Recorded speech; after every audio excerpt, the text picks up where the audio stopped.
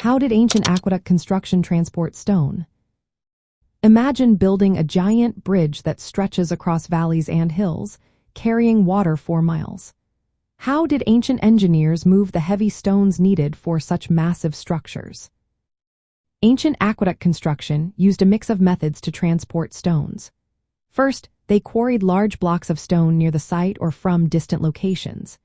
These stones could weigh several tons, so moving them was no small task. Workers used sledges and rollers made from logs to carry stones overland. They placed the stones on wooden sledges and pulled them with human or animal power, often using teams of oxen or horses.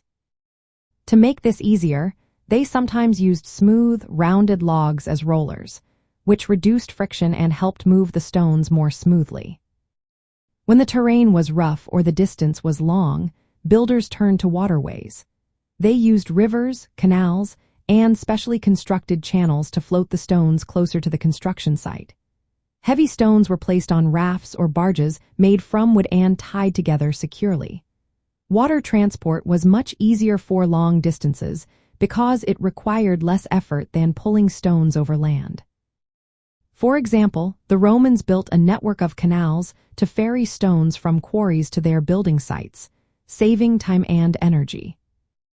Once the stones arrived near the site, workers used cranes, pulleys, and scaffolding to lift and position them. These simple machines allowed them to raise heavy blocks to the heights needed for arches and channels.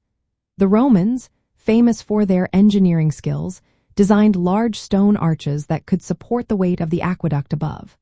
They carefully cut and fitted each stone to ensure a tight seal, which kept water from leaking out.